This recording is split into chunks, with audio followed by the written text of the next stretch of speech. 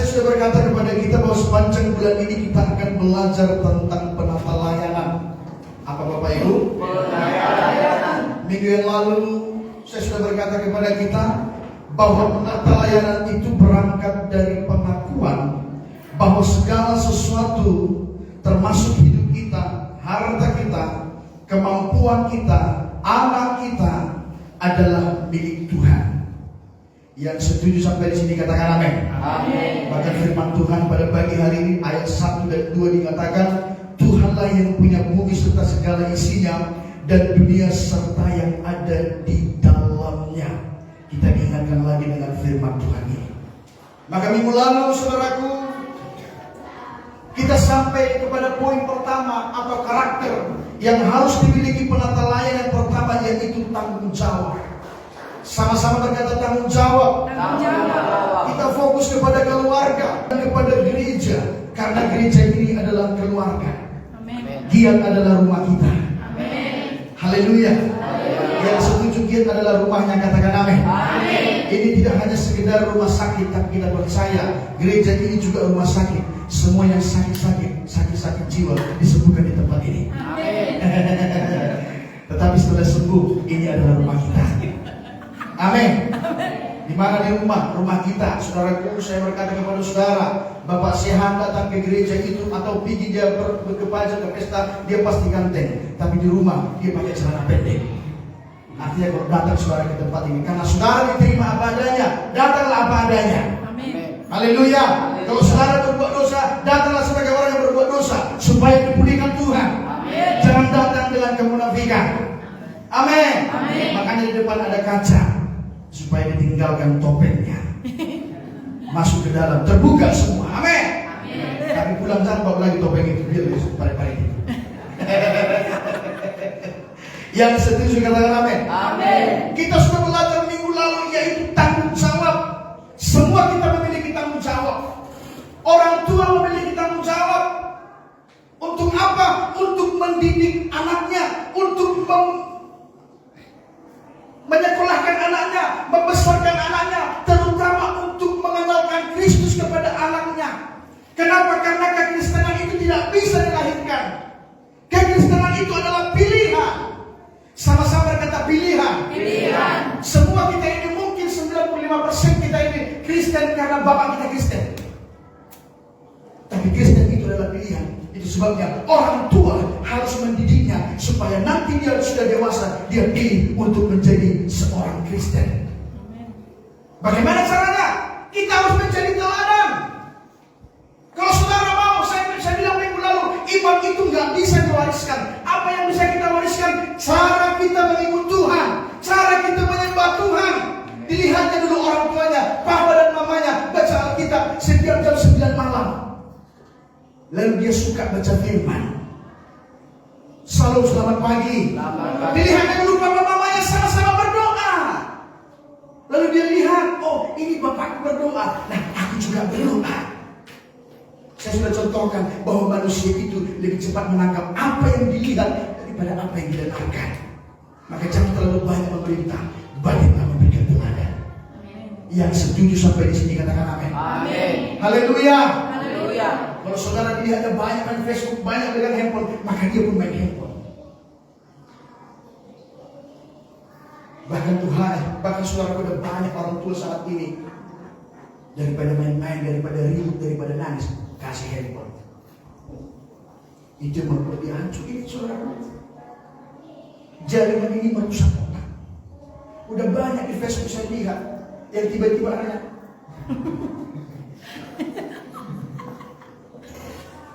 addicted to handphone, addicted to game, jatuh cinta sama game, ketergantungan sama game. Ajarkan anak addicted to Jesus. Amin. Loh, haleluya. Karena hanya Yesus yang mampu menyelamatkan kita. Amin. Hanya Yesus jalan ke surga. Amin. Loh, yang setuju katakan amin. Amin. Kalau sudah keterlaluan anakmu rotan, di bawah 10 tahun aku anjurkan saudara, rotan anak saudara. Kalau sudah keterlaluan, kalau sudah melawan, tidak bisa lagi bilang rotan. Apa dikatakan dalam Amsal 23 ayat 13 sampai 14? Jangan menolak didikan dari anakmu, ia tidak akan mati kalau engkau memukulnya dengan rotan.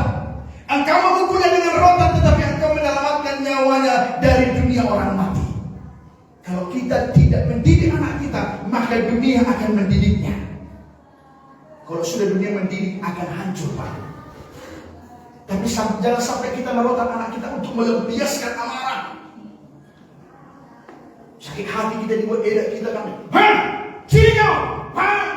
Anak kita jadi sasaran. Rotaklah karena kasih. Harus dirotak. Pak, sini aku bawa apa namanya? Minyak kayu putih olesnya. Mama cinta sama, mama sayang sama. Tetapi kalau kau salah, harus dirotak. Umur 10 sampai 12 sampai ke bawah. 0 sampai 10. Jangan dirotak lagi sendiri, Pak. Main kita katanya nanti ya. Ya, tapi dia nggak bisa lagi dirotak. Nah, udah kita terima aja deh, kita bentuknya. Kita percaya Roh Kudus bisa mengubahnya. Amin. Loh, haleluya. Haleluya. Yang percaya Gabriel berubah, katakan amin. Amin. Terus ada juga dari Gabrielnya. Tengok wajahnya. Sini enggak, ternyata dia ganteng. Dari dulu, Pak. Drama terbaik dikit bagai saya bilang. Setelah Bapak Gembala.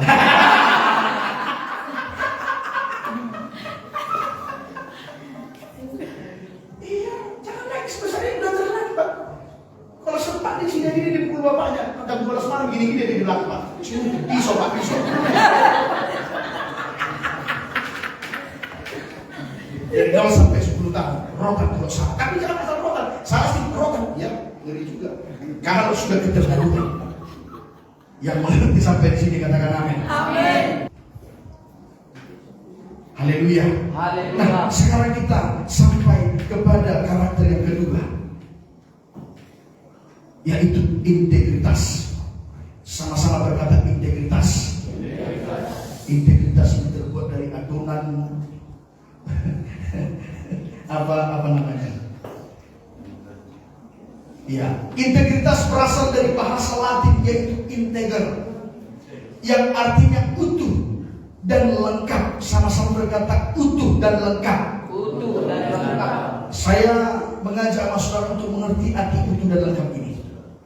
Integritas adalah sifat atau keadaan yang menunjukkan kesatuan yang utuh, sehingga memiliki potensi dan kemampuan yang memancarkan kewibawaan dan kejujuran. Jadi orang yang berintegritas itu dia jujur.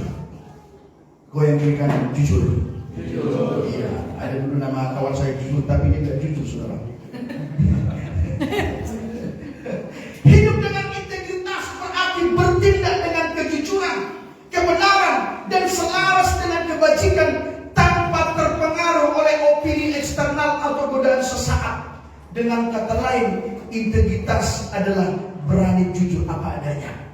Dalam Matius 5 ayat 37 dikatakan, jika iya, hendaklah kamu katakan iya. Jika tidak, hendaklah kamu katakan tidak. Apa yang lebih daripada itu berasal dari si jahat. Ketika kita memiliki integritas diri yang tinggi, orang-orang di sekitar kita dapat melihatnya melalui apa? Melalui tindakan, melalui perkataan, melalui keputusan, metode yang kita lakukan, cara yang kita lakukan untuk menyelesaikan masalah, serta hasil yang kita dapatkan. Analoginya seperti ini, Bapak Ibu. Ketika kita menjadi pribadi yang utuh dan konsisten, maka dimanapun dan apapun kondisinya, diri kita hanya ada satu. Sama-sama berkata satu. Kita tidak akan pernah meninggalkan bagian diri kita dalam kondisi lain, karena kita telah menjadi pribadi yang utuh dan konsisten. Jadi secara sederhana, integritas bisa diartikan bahwa orang tersebut tidak munafik, tidak bermuka dua, tidak hipokrit. Sikapnya tetap sama di depan orang atau di belakang orang, di atas mimbar atau di bawah mimbar, tetap sama sikapnya walaupun tidak ada yang memperhatikan. Kelakuan dan perkataannya tetap sama di luar rumah maupun di dalam rumah. Jadi integritas itu dia jujur, dia tulus. Dalam bahasa Alkitabnya bersih kelakuannya. Dia tidak munafik. Dia sama di depan orang dan di belakang. Di depan orang dia baik, di belakang orang itu pun dia baik. Yang mengerti katakan amin. Amin. Tapi kadang-kadang kita manusia di depannya ya tidak. Ya Pak, ya Bu, ya tidak. kepala. Di belakang kepala, sarang. Itu bukan orang yang berintegritas. Loh, yang setuju katakan amin. Integritas itu jujur. Kenapa ada orang di belakang, di depan baik ini, di belakang enggak? Karena dia enggak jujur. Enggak jujur pada diri sendiri, enggak jujur pada orang lain, enggak jujur pada Tuhan. Maka kita harus jujur. Itu integritas murni, bersih kelakuannya. Orang yang jujur ini hidupnya, langkahnya dipimpin Roh Kudus. Amsal 1:11 ayat 3 dikatakan, orang yang jujur dipimpin oleh ketulusannya, tetapi pengkhianat dirusak oleh kecurangannya.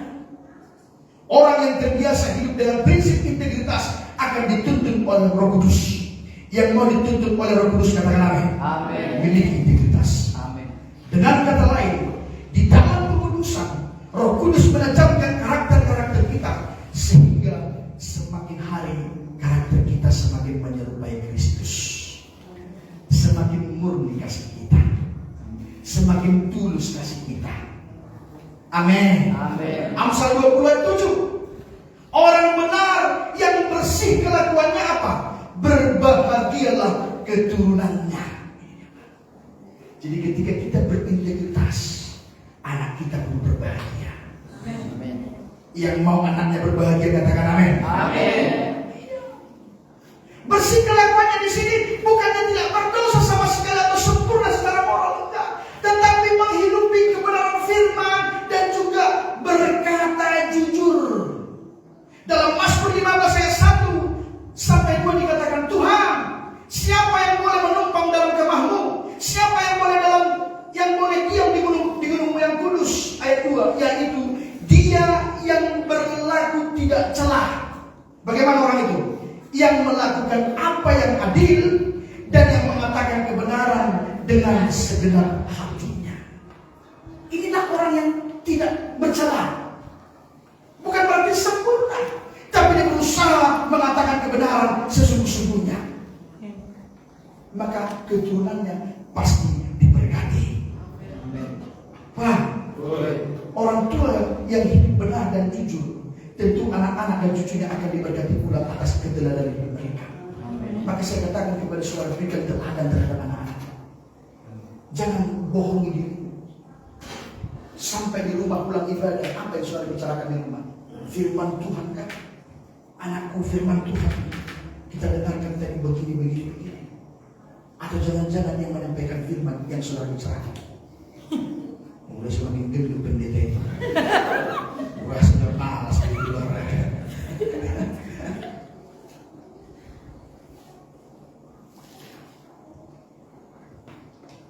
Bicarakan firman. Bicarakan firman. Amin. Renungkan firman siang dan malam. Itu gunanya kita datang beribadah, Pak. Supaya ada modal kita hidup sepanjang minggu ini. Oh, sepanjang minggu ini kami mau berintegritas. Aku melatih diri. Oh, latih dulu di depan anak-anakku. Gak mudah itu. 1 bulan, 2 bulan canggungnya itu. Tapi kalau 3 bulan itu menjadi tidak hanya sekedar gaya hidup lagi, tapi menjadi kehidupan. Amin. Saya berdoa semua kita yang ada di tempat ini semakin hari integritasnya semakin tinggi. Amin. Haleluya. Amsal 10 ayat 9. Kita sudah mau pulang. Siapa bersih kelakuannya, aman jalannya. Aman jalan kita, Pak. Kalau bersih kelakuan kita, aman jalan kita. Kata bersih kelakuan di dalam terjemahan bahasa Inggris digunakan kata walks in integrity. Orang yang menjaga kehidupannya berintegritas akan aman hidupnya. Kenapa aman? Karena susah untuk orang lain mencari cara untuk menjatuhkan. Tapi kalau berbeda-beda jadi kita tahu ini kesalahannya. Kita sekarang gitu. Tidak bisa ngelak kita. Tapi kalau bersih kelakuan kita, aman kita. Masalah pun, besar kali masalahnya, kita tetap tenang. Badai apapun, kita tenang. Bisa tidur kita. Kenapa? Bersih kelakuannya. Kalau udah aneh-aneh, mana ya? Bukan. Artinya main game online dan judi online pula.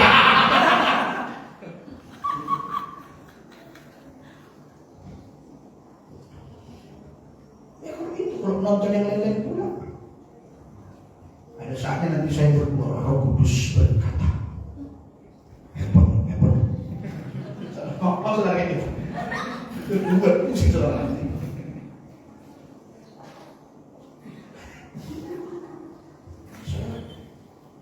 Itu gembala diizinkan Tuhan dulu. Saya kadang-kadang beli saudara. Tapi saya punya prinsip tidak mau aku. Siapa yang datang mengaku dosa, itu yang diampuni Tuhan. Amin. Haleluya.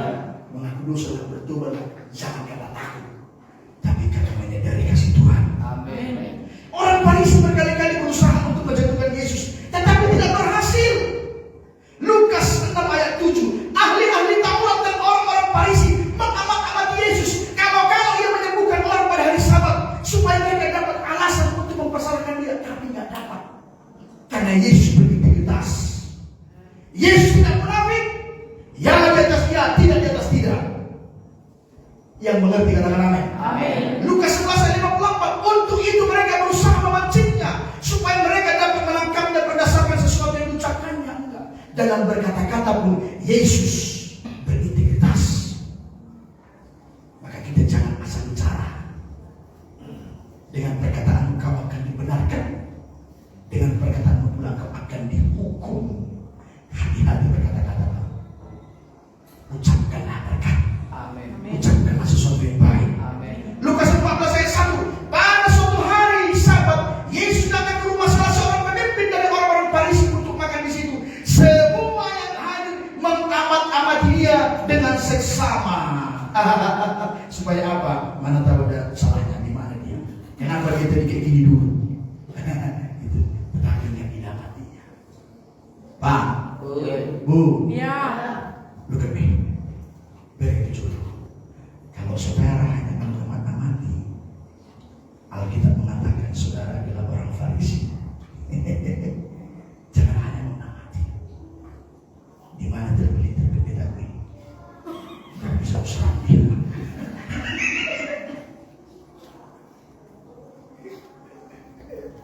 Jangan nanti saya potong 45 menit, 5 menit salah saudara besar-besarkan.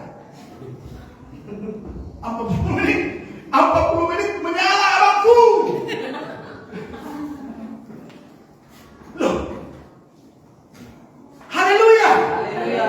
Yang setuju sampai di sini katakan amin. Amin. Maka 1 Petrus 2:12 dikatakan, milikilah cara hidup yang baik di tengah-tengah bangsa-bangsa bukan Yahudi, supaya apabila mereka memfitnah kamu sebagai orang durjana, mereka dapat melihat dari perbuatan-perbuatanmu yang baik dan memuliakan Allah pada hari Ia melawan mereka.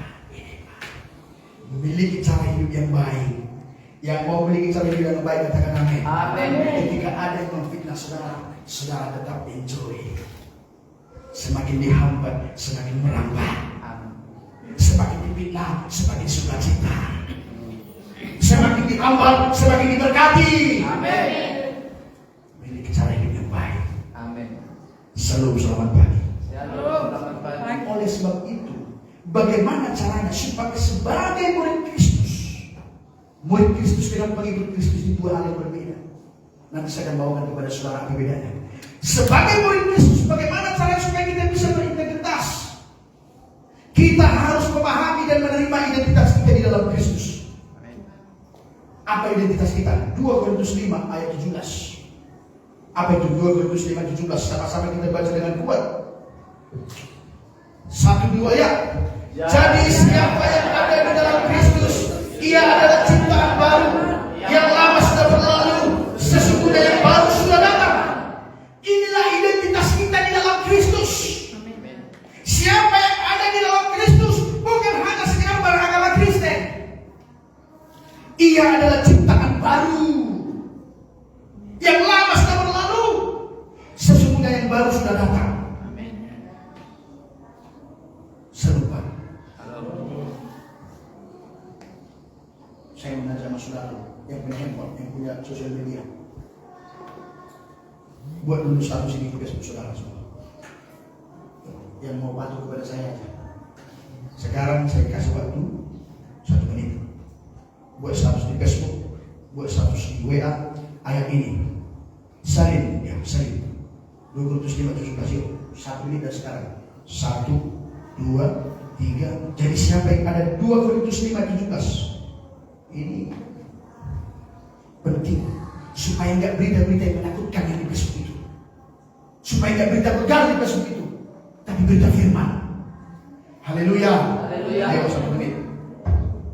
Berminggu lalu sambil berpikir gimana sudah berbeda.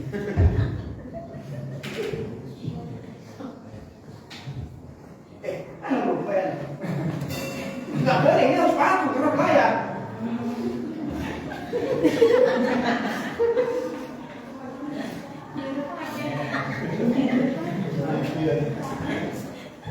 Ya ada pakai.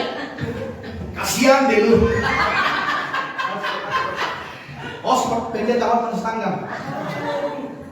Apanya nomor WA Pak Pendeta? Ada nomor WA saya, itulah passwordnya. Udah 1 menit ya udah, kalau nggak usah, nggak apa-apa. Diberkatilah saudara. Haleluya. Besok kita buat nama WIB gereja kita sadar dong.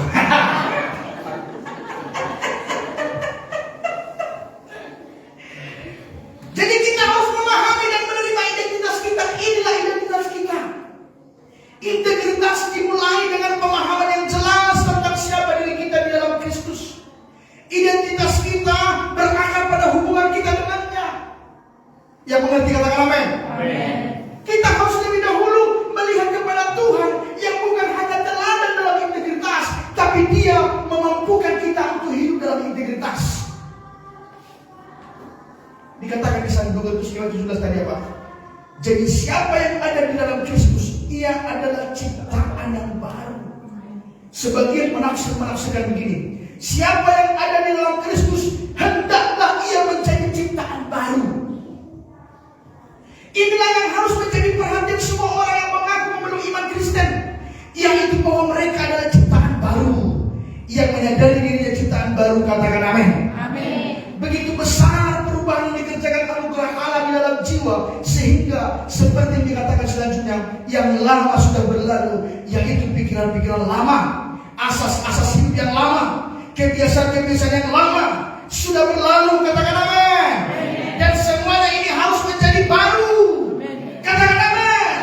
Perhatikanlah anugerah yang memperbaharui, menciptakan sebuah dunia baru di dalam jiwa. Semuanya menjadi baru. Orang yang dijadikan baru bertindak berdasarkan asas-asas yang baru pula, dengan pedoman-pedoman yang baru, tujuan-tujuan yang baru, dan kawan yang baru. Ini dia Pak. Siapa yang ada di dalam Kristus sudah hendaklah dia menjadi ciptaan yang baru. Yang lama sudah berlalu. Apa itu manusia lama Pak? Manusia lama kalau dia marah cakap kotor, manusia baru kalau dia marah sudah memberkati. Manusia lama kalau disenggol sini, oi, nggak sudah makan dong. Manusia baru kalau disenggol, oi, sini dulu, kasih uang makan dulu. Itu manusia baru. Kalau katanya, oi, mau makan juga, itu bukan manusia baru. Haleluya. Perhatikan hidupmu.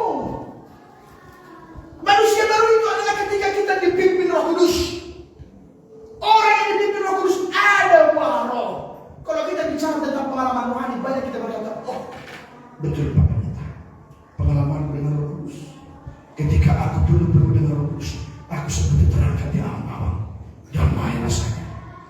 Tapi setelah jatuh, kan terangkat kan ceritanya kan, setelah jatuh, gak ada lengket baru. Jadi paling bagus adalah ada buah roh.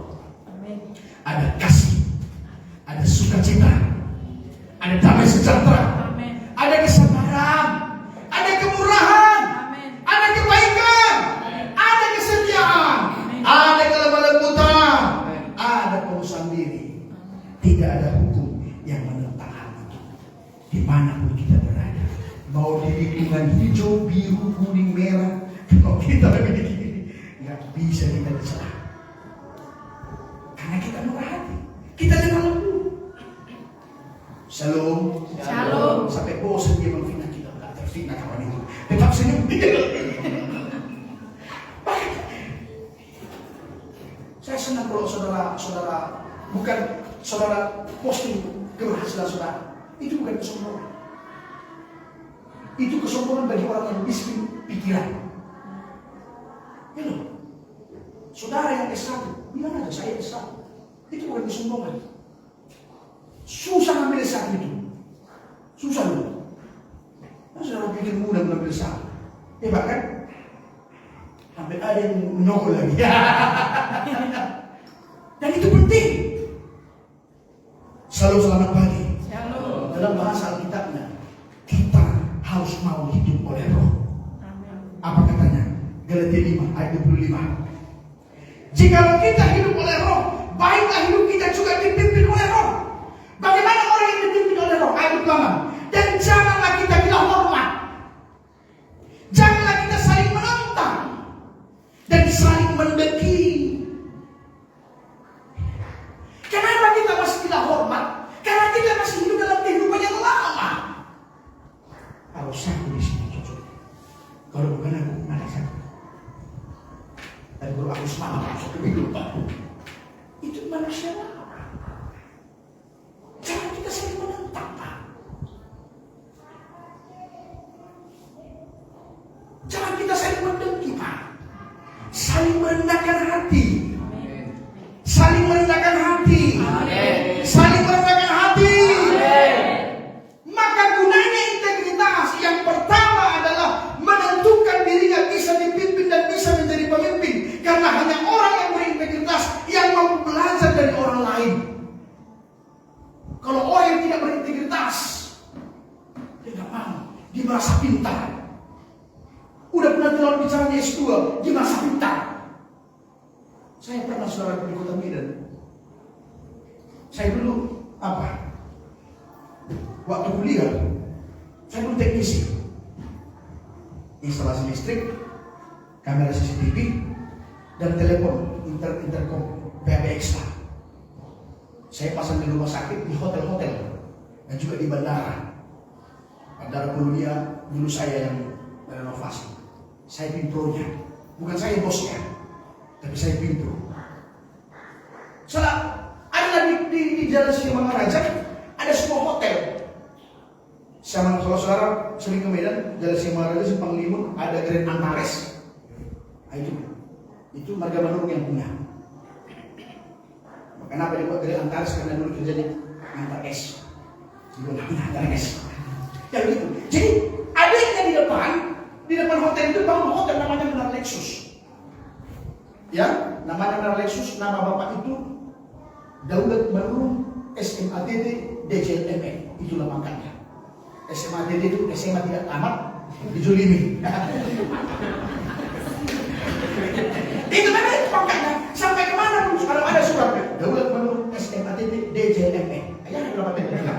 SMA tidak tamat. Lalu dia punya anak 2 laki-laki. Seorang petinggi Nasdem di Medan.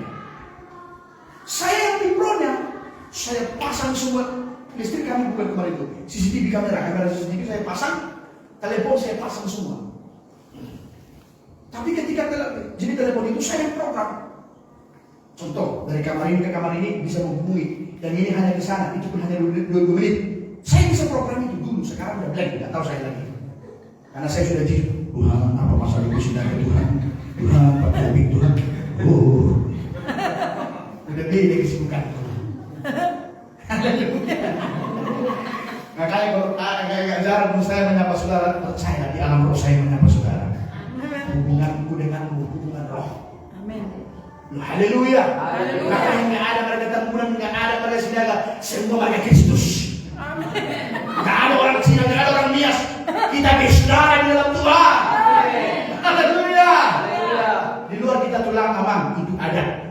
Tapi di sini Bapak Gembala, cici.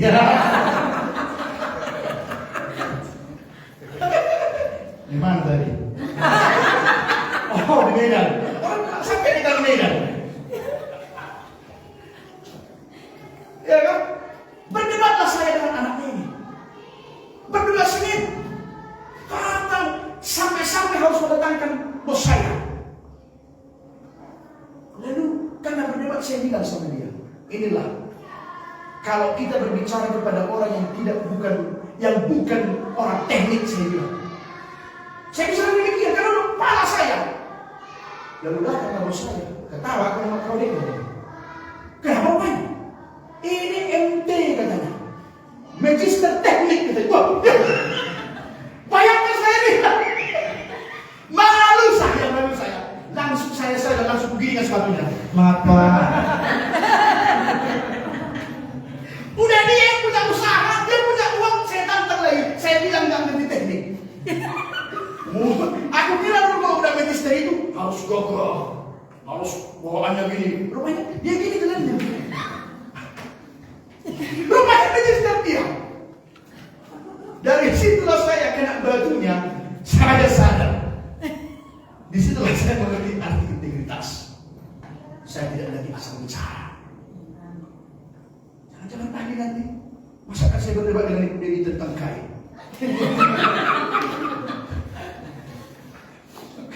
Betul atau tidak? Iya kan? Kamu mungkin Pak. Shalom. Benar saudara nih. Haleluya. Rendah hati. Jadi hanya orang yang rendah hati bisa menjadi pemimpin. Rendah hati lalu kita bisa belajar. Lalu kita bisa menjadi orang tua. Ini kan orang tua kita kan jadi pemimpin ini. Kita menjadi orang tua yang tidak gagal. Kenapa? Anak kita semua menjadi berkah. Amin. Yang mau menjadi pemimpin yang berhasil, katakan amin. Amin. Itu yang pertama. Kalau kita berintegritas. Yang kedua, membuat seseorang mampu menjadi lebih bijaksana dalam menanggapi suatu permasalahan dan situasi tertentu, sehingga dia mampu melihat berbagai fenomena kehidupan dalam perspektif yang lebih dalam, utuh dan menyeluruh. Jadi orang yang berintegritas ketika ada masalah, dia tidak asal cakap. Lebih bagus dia diam. Utuh dulu dilihatnya semua. Baru dia bisa bicara. Dan orang suka kepada orang yang berintegritas. Kita disukai orang.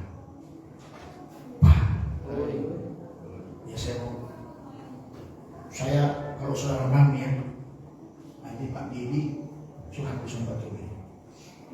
Pak, kira-kira di mana aku harus ubah? Gitu Pak. Ya Pak Tobi juga bilang ini Pak, ini Pak. Kalau dia bilang Pak Tobi, Bapak kurang begini, Bapak jangan marah pula.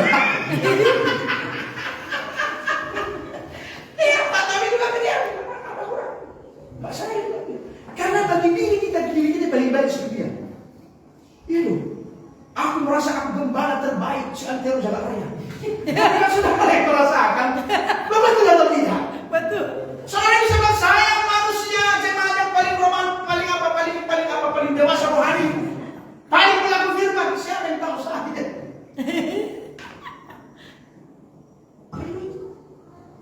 Semua kita bisa merasa paling baik. Justru karena itulah orang belum pindah bangsa dipindah. Itu kan rasa baik dia. Gak sadar dia berpindah. Dia bilang dipindah. Statusnya mau berikan. Salam, selamat pagi. Shalom. Lebih bijaksana. Amin. Yang mau bijaksana katakan amin. Amin. Memiliki integritas. Yang ketiga, poin ketiga kita sudah mau pulang. Mari kita akan hasilnya tadi. Kita bisa masuk dalam hadirat Tuhan. Mazmur 23 ayat 8 ayat 3 sampai 4. Ya, siapakah yang boleh naik ke atas gunung Tuhan?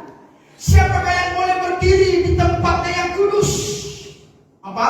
Orang yang bersih tangannya dan murni hatinya, yang tidak menyerahkan dirinya kepada penipuan dan yang tidak bersumpah palsu. Ini apa? Salam, selamat pagi. Kita tidak akan bisa datang kepada Tuhan dengan munafik, tidak bisa. Kita harus jujur. Kita harus bersih tangan kita dan murni hati kita. Tujuan kita murni, hidup kita murni, yang tidak menyerahkan diri kepada penipuan dan yang tidak bersumpah palsu. Ini yang bisa masuk dalam hadirat Tuhan. Makanya ada orang bisa ditenggelam dalam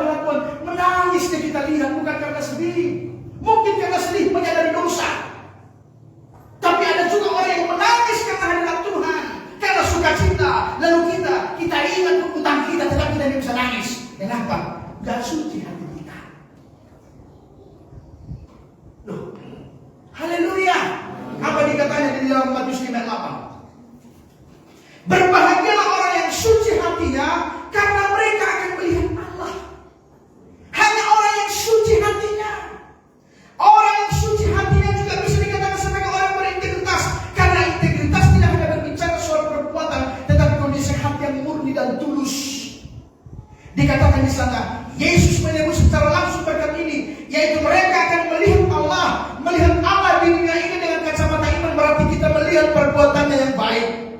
Kita melihat pertolongannya. Kita melihat mujizatnya. Itu melihat Tuhan. Loh, salam selamat pagi. Begitu melihat Tuhan, kita merasakan mujizatnya. Kita melihat kebaikannya.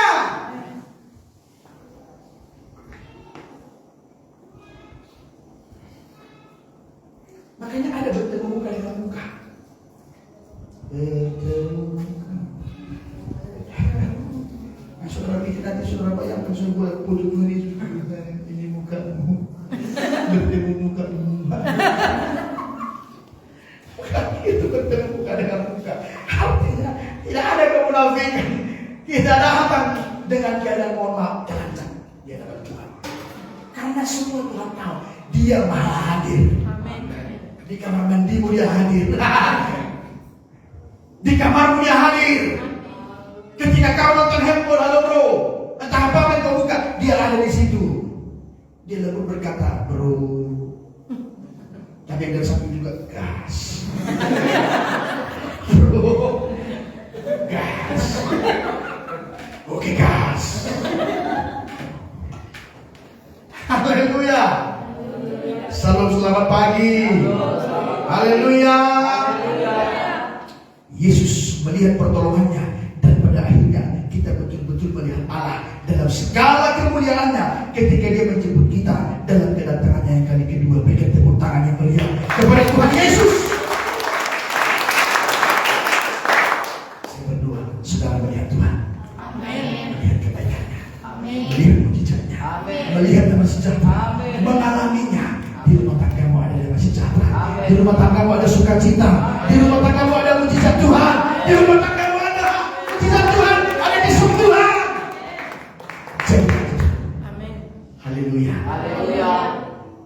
Yang terakhir, yang keempat, tujuan kita berintegritas supaya kita diberkati. Yang mau diberkati katakan amin. Amin. Ayat 5 sampai 6. Mazmur 24 tadi. Ayat 5 sampai 6. Dialah yang akan menerima berkat dari Tuhan dan keadilan dari Allah yang menyelamatkan dia. Nah, itulah angkatan orang-orang yang menanyakan dia, yang mencari wajahmu, ya Allah. Ya, gak usah baca selanya. Selanya itu spasi. Jadi ketika kita berintegritas, kita bisa masuk dalam hadirat Tuhan. Karena itu kita diberkati. Karena kita suka mencari wajah Tuhan. Minggu lalu saya katakan apa? Orang yang bukan 2 minggu lalu, orang yang mencari Tuhan itu mencari keadilan, mencari kerendahan hati. Pak, Bu, mari miliki integritas. Sadar dulu kita siapa kita di dalam Tuhan. Identitas kita di dalam Tuhan, bahwa kita adalah ciptaan yang baru. Yang lama sudah berlalu, yang baru sudah datang. Mari kita bangkit berdiri, kita naikkan satu pujian, selidiki aku.